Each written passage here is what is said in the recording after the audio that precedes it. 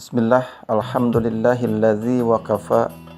Wassalatu wassalamu ala nabiyyinal mustafa wa ala alihi wa ashabihi ahli sidqi wal wafa, amma ba'd. Suatu waktu Nabi Muhammad sallallahu alaihi wasallam mendekati sahabat-sahabatnya yang sedang berkumpul di suatu tempat di Makkah. Pada waktu itu Sayyidina Umar bin Khattab sudah memeluk ajaran Islam. Kemudian Nabi mengeluarkan sebuah pertanyaan. Amu'minuna antum? Apakah kamu orang-orang yang sudah beriman? Sahabat-sahabat yang berkumpul menjawab serempak, Na'am ya Rasulullah. Ya Rasul, saya sudah beriman. Nabi bertanya kembali, Wa ma alamatu imanukum? Apa bukti bahwa kalian sudah beriman? Umar bin Khattab radhiyallahu an, yang kala itu baru masuk Islam 1 tahun, seraya dia menjawab, Nashkuru birrakha wa nasbiru alal bala wa narda bil qada.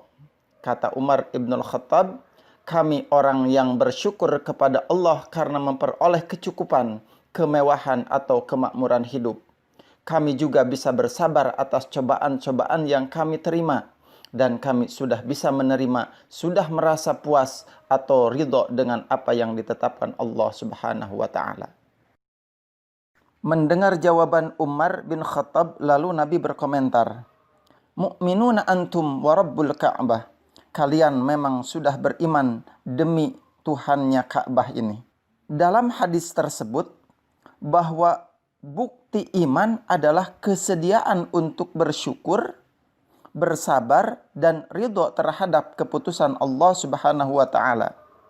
Orang yang hanya mengatakan saya beriman dengan kata-kata saja tetapi tidak ada pembuktian baik dalam arti perilaku, pandangan hidup atau kebiasaan-kebiasaannya tidak mencerminkan keimanannya, berarti imannya masih sangat lemah.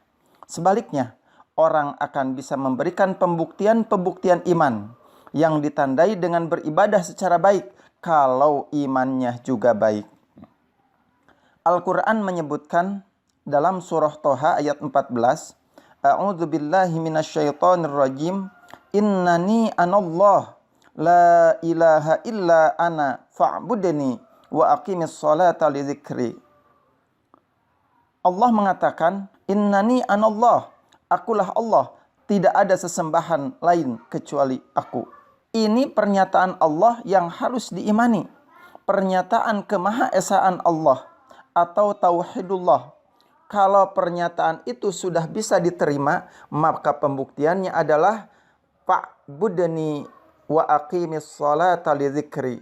Beribadahlah kamu kepadaku dan kerjakan salat untuk mengingat aku. Jadi sesungguhnya tujuan dari fa'budni, dari salat adalah mu'minuna antum wa rabbul Ka'bah. Allah Maha tahu bahwa dalam memenuhi kebutuhan hidupnya, manusia sangatlah sibuk. Biasanya dalam berbagai macam kesibukan itu, manusia mengalami kesulitan untuk mengingat Allah. Oleh sebab itu, Allah membuat suatu ketetapan agar manusia dalam 1 hari 1 malam ada waktu-waktu yang bisa mereka gunakan untuk beribadah, berdialog dengan Allah atau mengingat Allah, mengadukan segala hal terhadapnya. Dan media dialog itu adalah melalui sholat. Jadi pada dasarnya, sholat adalah salah satu sarana untuk mengingat Allah. Jika ada orang yang melaksanakan sholat, tetapi tidak bisa mengingat Allah, maka secara hakikiah sholatnya sudah disfungsi atau tidak punya arti, atau sepi daripada makna. Meskipun syarat rukunnya secara aturan fikih terpenuhi, sebab tujuan sholat adalah untuk mengingat Allah. Menurut Imam Al-Ghazali, sholat yang mendapatkan nilai dari Allah adalah ma'aqala minhu, yang dilaksanakan dengan penuh kesadaran. Terkadang kita melaksanakan sholat tanpa kesadaran penuh akibat banyaknya persoalan yang muncul dan mengganggu konsentrasi pada saat tengah melaksanakan sholat. Akibatnya, gerakan sholat yang kita laksanakan tak ubahnya olahraga. Ucapan-ucapan doa dalam sholat menjadi tidak manjur, jauh dari kebermaknaan terhadap hidup.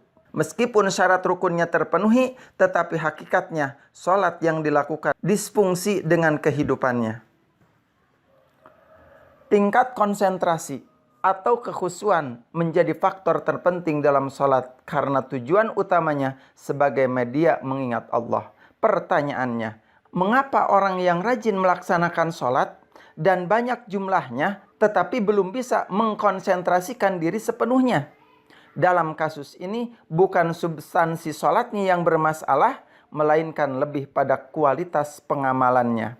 Kualitas sholat bisa berjenjang. Yang tertinggi apabila seseorang sudah bisa melaksanakan sholatnya dengan fi sholatihim khasyi'un, sholat yang penuh konsentrasi.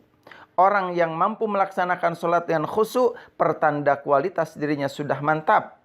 Mafhum mukhalafahnya, orang yang jiwanya belum stabil akan sulit mencapai tingkat kekhusyuan dalam sholatnya. Semoga kita termasuk bagian dari orang-orang yang senantiasa mampu menjadikan iman kita membimbing dalam rangka bertaqarrub kepada Allah Subhanahu wa taala. Wal 'afu minkum. Wassalamualaikum warahmatullahi wabarakatuh.